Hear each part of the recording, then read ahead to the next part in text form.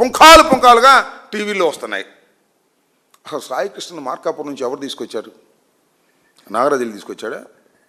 మాకు అందుతున్న సమాచారం మేరకు టాస్క్ ఫోర్స్ వెళ్ళి తీసుకొచ్చింది. టాస్క్ ఫోర్స్ ఎందుకు వెళ్ళాల్సి వచ్చింది? టాస్క్ ఫోర్స్ ఎవరి ఆధీనంలో ఉంటుంది? నాగరాజు ఆధీనంలో ఉండదు, కృష్ణలంక పోలీస్ స్టేషన్ ఆధీనంలో ఉండదు, సాక్షాత్తు కమిషనర్ ఆధీనంలో ఉంటుంది, ఆయన ఆధ్వర్యంలో ఉంటుంది.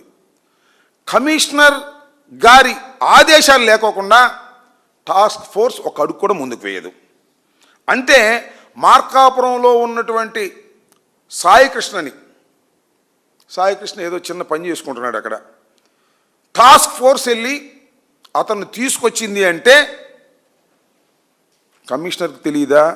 కమిషనర్ ఆదేశాలు లేకుండా వెళ్ళారా? ఒకవేళ నిజంగానే కమిషనర్ ఆదేశాలు లేకోకుండా వెళ్ళారంటే వాళ్ళు క్రమశిక్షణ రాహిత్యానికి పాల్పడ్డట్టే. అంటే నేను చెప్పదలుచుకున్నది ఏంటంటే, కమిషనర్ గారి ప్రమేయంతోనే నాగరాజు సాయికృష్ణని తీసుకొచ్చారు. ఎందుకు తీసుకొచ్చారు? ఏమన్నా కొత్త నేరారోపణ ఏమైనా ఉన్నదా? లేక ఎన్బిడబ్ల్యూ మీద తీసుకొచ్చారా? ఎన్బిడబ్ల్యూ కోర్టు వారు ఇచ్చారు నాన్ బెయిలబుల్ వారెంట్. అతను హాజరు కాకపోతే కోర్టుకి అతని మీద కేసులు ఉన్నాయి. 2 కేసులు ఉన్నాయని చెప్తున్నారు. చాలామంది 22, 23 ఉన్నాయని సోషల్ మీడియాలో ప్రచారం చేస్తున్నారు. నాకు తెలిసినంతవరకు, వారి కుటుంబ సభ్యులు చెప్పినంతవరకు 2 కేసులు ఆయన మీద పెండింగ్లో ఉన్నాయి. ఎన్బిడబ్ల్యూ ఇచ్చారు, నాన్ బెయిలబుల్ వారెంట్ ఇచ్చారు. నాన్ బెయిలబుల్ వారెంట్ ఇస్తే కోర్టు తరపున వెళ్ళి అతన్ని పట్టుకుని తీసుకొచ్చి కోర్టులో ప్రొడ్యూస్ చేయాలి విత్ ఇన్ 24 అవర్స్లో. టాస్క్ ఫోర్స్ ఎందుకు వెళ్ళింది? ఏమైనా పోనీ అరెస్ట్ మేమేమైనా ఉందా? పోలీస్ స్టేషన్కి తీసుకొచ్చారా? కుటుంబానికి సమాచారం ఇచ్చారా? మెడికల్ పరీక్షలు ఏమైనా చేయించారా? కోర్టు ముందు హాజరుపరిచారా? ఏం లేదు. తీసుకొచ్చారు, 23వ తారీఖున చచ్చిపోయాడు, 24వ తారీఖున క్రిమేట్ చేశారు. ఇది అందుతున్నటువంటి సమాచారం. అంటే ఎన్బిడబ్ల్యూ మీద తీసుకొచ్చినటువంటి వ్యక్తి చట్టం ప్రకారం అరెస్ట్ చేస్తే కోర్టులో ప్రొడ్యూస్ చేయాలి.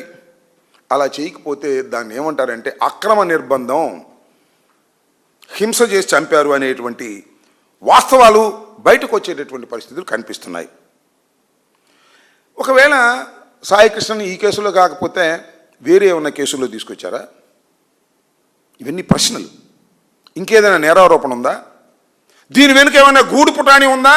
టాస్క్ ఫోర్స్ వెళ్ళి కమిషనర్ ఆదేశం మేరకు మార్కాపురంలో ఉండి ఎక్కడో ఒక చిన్న ఉద్యోగం బాయ్గా చేసుకుంటున్నటువంటి వ్యక్తిని తీసుకొచ్చి హింసించి చంపారు అంటే దీని వెనుక చాలా పెద్ద కథ ఉన్నది అనేటువంటి ప్రచారం జరుగుతుంది. కానీ నోరు విప్పేటటువంటి పరిస్థితి ఇవాళ లేదు. కమిషనర్ నోరు మాట విప్పడు. కమిషనర్ నోరు విప్పుకోకుండా తను ఇష్టం వచ్చినట్టుగా ఏదో ఇన్వెస్టిగేషన్ జరుగుతుంటే రోజుకు ఒక రకంగా టీవీల్లో వచ్చేటటువంటి పరిస్థితి వాళ్ళకి కనిపిస్తూ ఉంది. నేను చాలా స్పష్టంగా వైఎస్ఆర్ కాంగ్రెస్ పార్టీ తరఫున ఉన్న సమాచారం మేరకు దీనికి బాధ్యత వహించవలసిన మొట్టమొదటి వ్యక్తి కమిషనర్ ఆఫ్ పోలీస్ విజయవాడ. ఆయనే దీనికి బాధ్యత వహించాలి. నాగరాజు అనే తర్వాత కథ. నాగరాజు ఒక్కడే కాదు, అనేక మంది ఇన్వాల్వ్ అయ్యారు, అనేక చోట్లకు మార్చారు ఇతన్ని. డెడ్ బాడీ అయిపోయిన తర్వాత దాన్ని కాల్చే క్రమంలో అనేకమైనటువంటి క్రిమినల్ చర్యలకు పాల్పడ్డారు, అక్రమ నిర్బంధం చేశారు, హింసించారు, చంపారు. ఇలాంటి కేసులో ఏదో నాగరాజు మీద నెట్టేసేసి తప్పించాలనేటువంటి ఒక ప్రయత్నం జరుగుతుంది. ఇది ఆందోళనకరమైనటువంటి అంశం. నేను చాలా క్లియర్గా వైఎస్ఆర్ కాంగ్రెస్ పార్టీ తరఫున నేను చెప్పదలుచుకున్నా, నాగరాజు మీద మాకేం కోపం లేదు, లేదా కమిషనర్ మాకేం కోపం లేదు. మేము బాధపడుతుంది ఏంటంటే ఒక వ్యక్తిని అన్యాయంగా అక్రమంగా చంపి సిస్టమ్నంతా స్పాయిల్ చేసేస్తున్నారు. రేపేమైనా జరగచ్చే, ఎవరైనా చంపేయచ్చే. కాబట్టి దీనిలో వాస్తవాలు నిగ్గు తేలకపోతే చాలా ప్రమాదం వ్యవస్థలకు వస్తుంది అనేది ఇక్కడ ప్రశ్న. అసలు సాయికృష్ణ చచ్చిపోయాడా ఉండాడా? ఇంతవరకు ఎవడు చెప్పడు, మేము చెప్పడం తప్ప, లేకపోతే బయట వెళ్ళేవాళ్ళు చెప్పడం తప్ప. ఉంటే ఎక్కడున్నాడు? చంపేస్తే ఎప్పుడు చంపారు? ఎలా చంపారు? చంపేసిన తర్వాత ఏం చేశారు? మేము చెబుతున్నాం బూడిద చేశారని. అవునో కాదో చెప్పరే పోలీసులు? ఎప్పుడు జరిగింది ఇది? పోయిన నెల 23వ తారీఖు జరిగితే ఇవాళ 4 రోజులు అవుతుంటే సుమారుగా ఇంతవరకు పోలీసు వారు కానీ ప్రభుత్వం కానీ నోరు విప్పకోకుండా ఉంటున్నారు అంటే దీని వెనుక పెద్ద కుట్ర ఉంది, దీని వెనుక పెద్ద కథ ఉంది అనేటువంటి భావన ఇవాళ కనిపిస్తూ ఉంది. వాళ్ళు అల్లో లక్షణాన్ని తిరుగుతూ ఉన్నారు. ఎవరు? ఆ కుటుంబ సభ్యులు. వాళ్ళని ఏదో పిలిచారు, ఓదార్చారు, ఏదో చేస్తామని చెప్పారు. అది వేరే కథ. ముత్తూరు తల్లి ఫిర్యాదు చేసింది. ఎప్పుడు ఫిర్యాదు చేసింది?